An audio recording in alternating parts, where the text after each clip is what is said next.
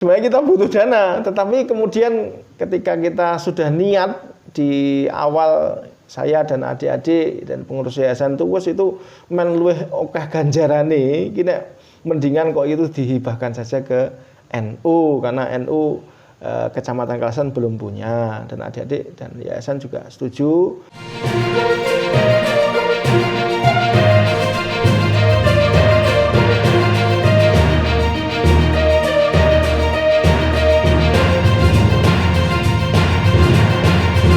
Pojok Bangkit Muktamar ke-34 Nahdlatul Ulama hadir untuk Anda.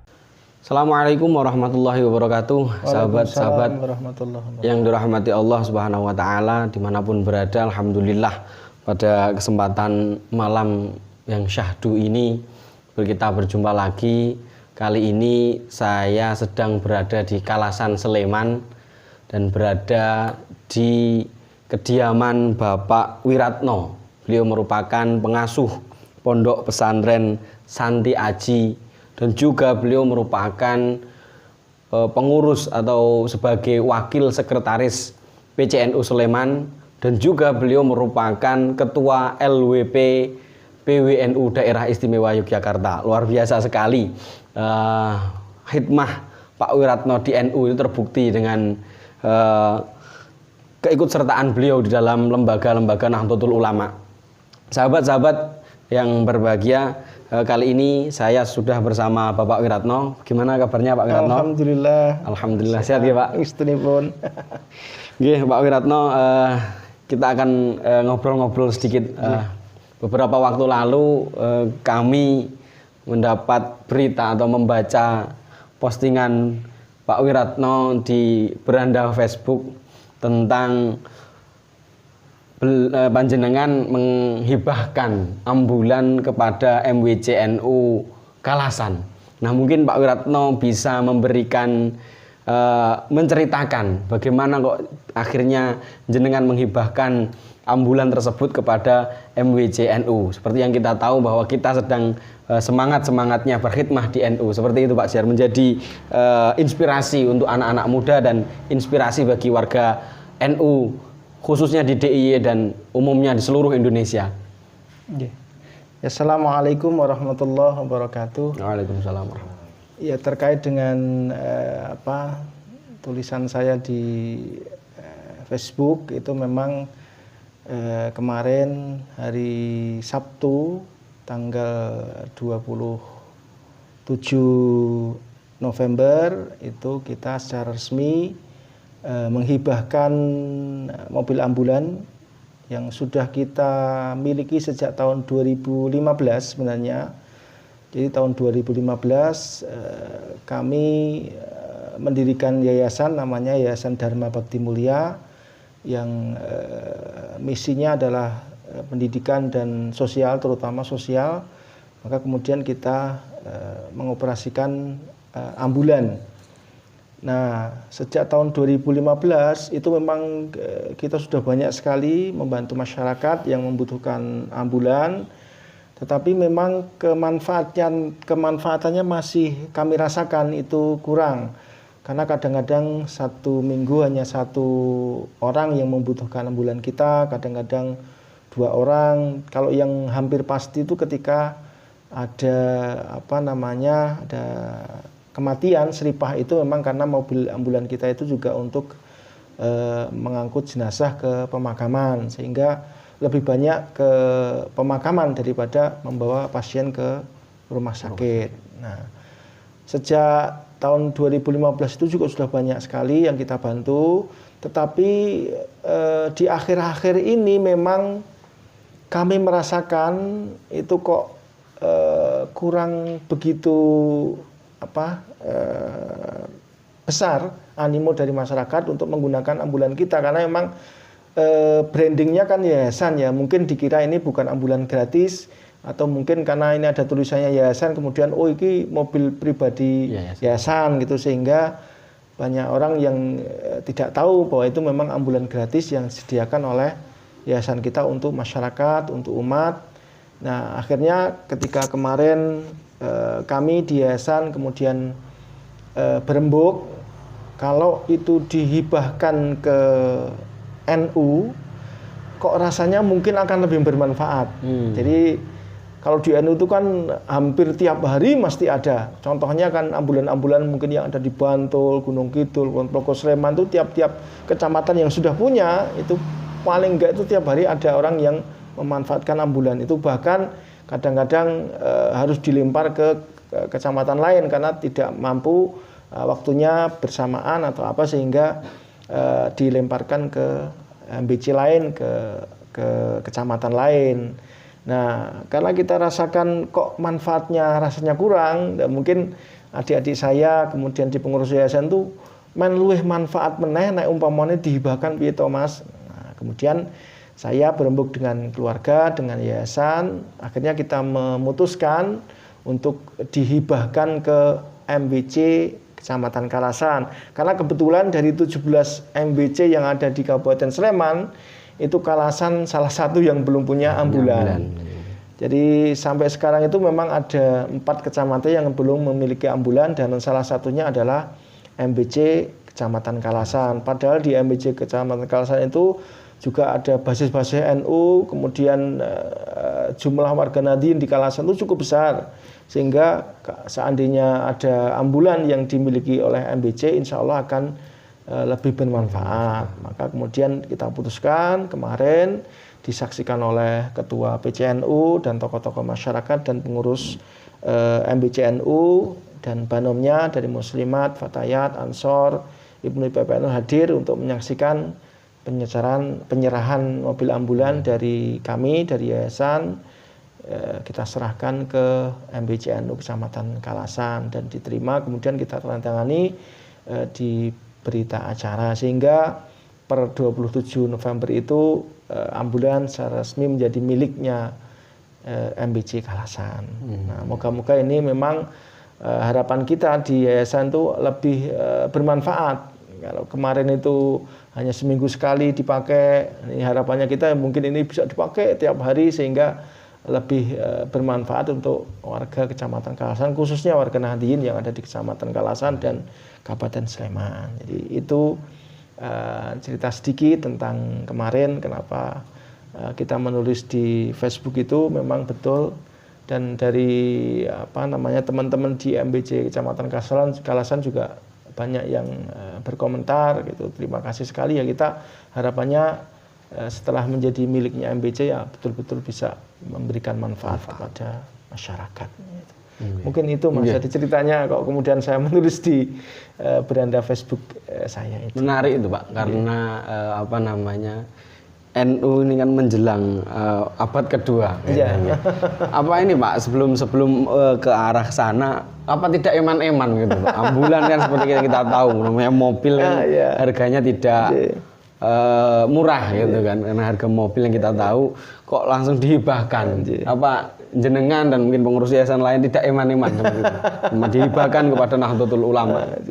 Ya sebenarnya kalau dilihat dari besarnya uang mungkin ya lumayan lah, tapi memang ya sudah niat kita, meskipun sebenarnya kita itu masih kita punya 162 murid di MTS itu aja kelasnya masih kurang, jadi memang untuk bangun sebenarnya kita butuh dana, tetapi kemudian ketika kita sudah niat di awal, saya dan adik-adik dan pengurus yayasan itu men luwih akeh ganjarane iki nek mendingan kok itu dihibahkan saja ke NU, karena NU Kecamatan Kalasan belum punya, dan adik-adik dan yayasan juga setuju, dan enggak masalah. Saya kira itu jangan dilihat dari besarnya harganya bulan, tetapi harus dilihat dari kemanfaatannya. Itulah, kita tidak terlalu memikirkan itu, karena lebih bermanfaat itu lebih senang kita, karena ya tujuan awal kita punya ambulan itu adalah untuk membantu masyarakat. Kalau hanya dimanfaatkan seminggu sekali, seminggu 2 kali kan rasanya sayang gitu loh, dengan biaya operasional yang kita keluarkan untuk driver, untuk perawatan dan seterusnya, kan rasanya itu sayang kalau hanya seminggu sekali, seminggu 2 kali. Nah, harapannya betul-betul nanti ketika kita sudah berikan ke MBC nanti lebih bermanfaat itu, Mas. Ngurip-nguripi. Ya, salah satunya ya karena saya berkhidmat di NU sudah agak lama dan saya tahu persis apa kondisi di lapangan itu memang butuh betul ambulan sehingga ya akan lebih bermanfaat ketika sudah di MBCNU. Keren sekali Pak Wiratno. Ini menarik Pak. Kemudian setelah beberapa waktu yang lalu MWC Kalasan ini belum punya ambulan, sekarang sudah punya ambulan. Harapan jenengan, harapan Pak Wiratno kepada untuk MWCNU Sleman bagaimana dengan adanya ambulan yang sudah siap dan ready untuk digunakan ini? Ya saya berharap betul karena ya tadi biar lebih bermanfaat itulah. Jadi monggo nanti teman-teman terutama teman-teman Banser karena kemarin sudah disepakati untuk pengelolaannya itu nanti drivernya dari teman-teman Banser, kemudian nanti soal operasional di backup sepenuhnya oleh MBC dan saya harapkan betul-betul nanti betul-betul bermanfaat buat terutama buat NU di Kecamatan Kalasan. Jadi harapan kita betul-betul nanti mobil itu bisa dipakai dan sering-seringlah itu dipakai gitu. Jangan sampai kemudian nganggur. Insya Allah kalau di tingkat kecamatan akan lebih bermanfaat gitu.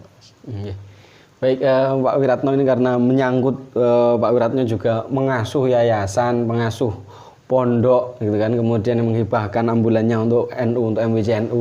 Mungkin sahabat-sahabat juga perlu tahu Pak, yang jenengan kelola di yayasan ini itu apa saja Pak di sini Pak? Jadi yayasan itu secara resmi kita dirikan dengan Kemenkumham itu tahun 2016. Jadi kita sudah sebenarnya ambulannya sudah duluan karena kita ngurus izin operasional yayasan itu kan sampai Kemenkumham itu butuh waktunya lama sehingga secara resmi yayasan baru 2016 sedangkan ambulan sudah beroperasi sejak 2015. Nah, yayasannya sudah dibentuk lama, akta notarisnya cuma izin operasionalnya lembaga itu di 2016 dan 2016 itu juga kita sudah punya MTS dan pondok pesantren. Kemudian tahun 2019 baru kita punya madrasah diniyah. Alhamdulillah karena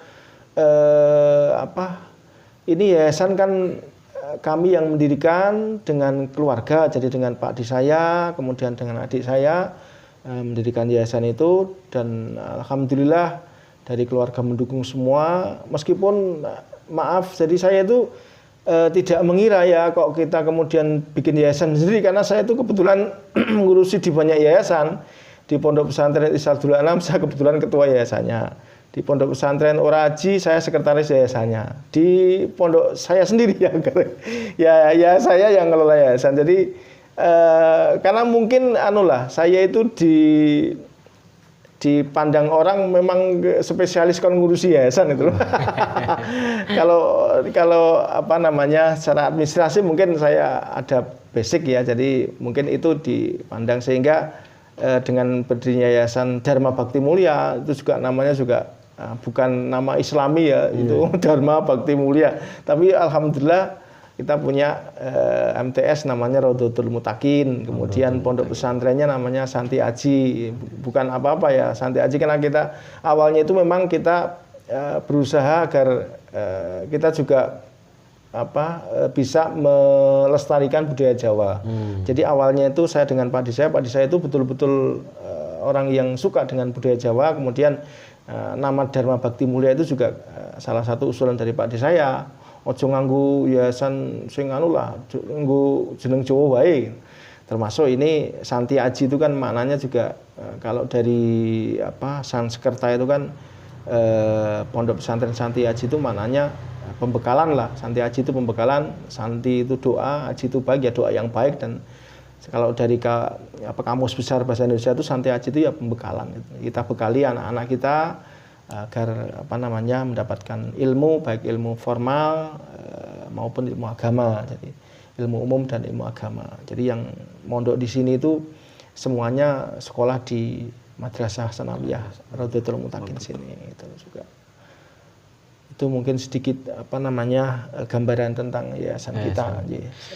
Sahabat-sahabat yang berbahagia, luar biasa sekali khidmah sosok Pak Wiratno ini kepada masyarakat Mana tadi sudah disampaikan bahwa beliau itu tidak hanya mengelola satu yayasan, tapi banyak yayasan. Dan kemudian beliau memiliki yayasan sendiri dan berkembang.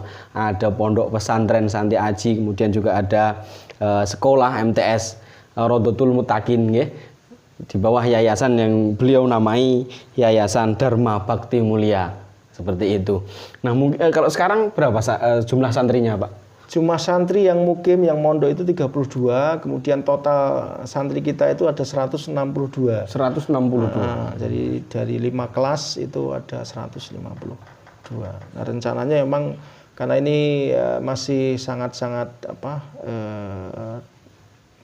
sarana prasarananya masih kurang, itu yang satu kelas itu masih di rumah induk, bukan kelas yang sudah siap, tapi memang karena kondisi kita belum, jadi animo dari masyarakat itu semakin banyak, kita kalau mau menolak juga tidak enak, akhirnya ya ada kelas darurat di rumah biasa, bukan di kelas gitu. Sehingga ya harapannya ke depan kita bisa sediakan kelas-kelas lagi sehingga bisa menampung seluruh santri yang akan belajar di MTS Rodotul Mutakin maupun di Pondok Pesantren Santi Aji itu.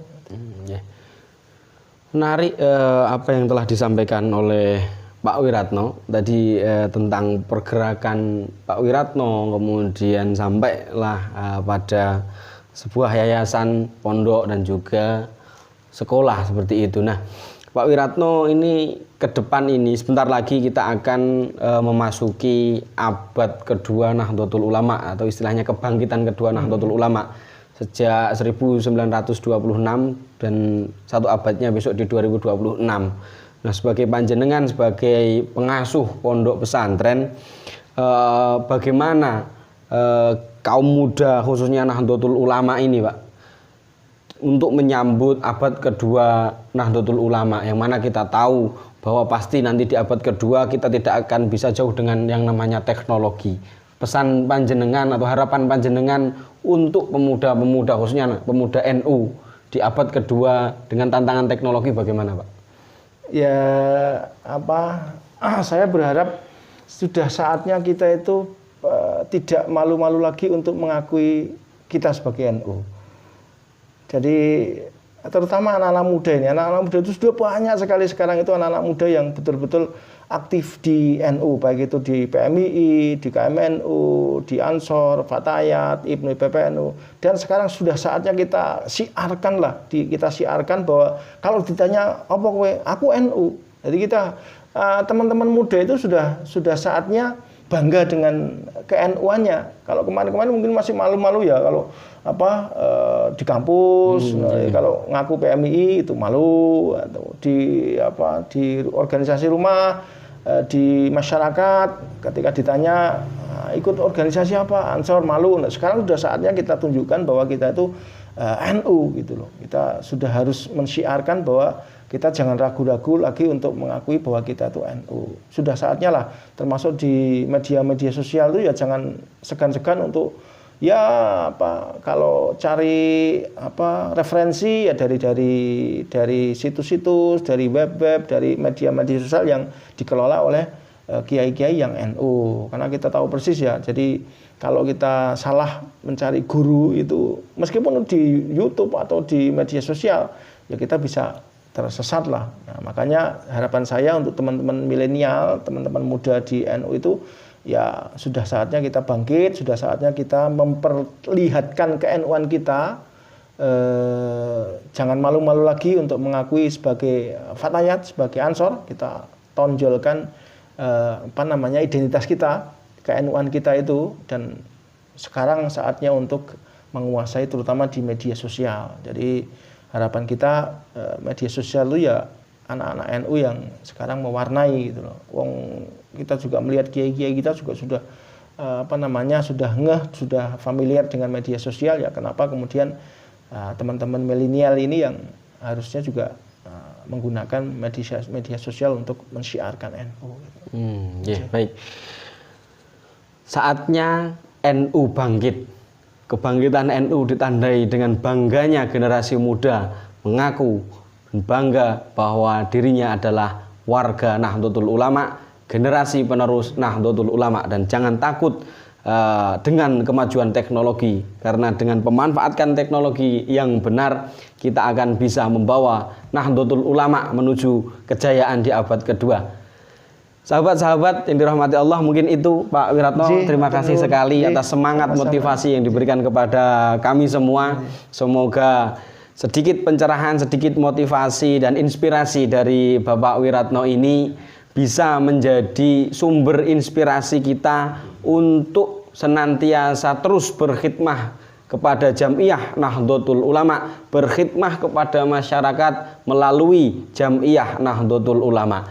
Sahabat-sahabat yang berbahagia, demikian ngobrol santai kita malam hari ini edisi dengan Bapak Wiratno. Semoga membawa berkah manfaat untuk kita semua. Amin, amin. Demikian, wallahul muwaffiq ila aqwamit thoriq. Assalamualaikum warahmatullahi wabarakatuh. Waalaikumsalam warahmatullahi wabarakatuh.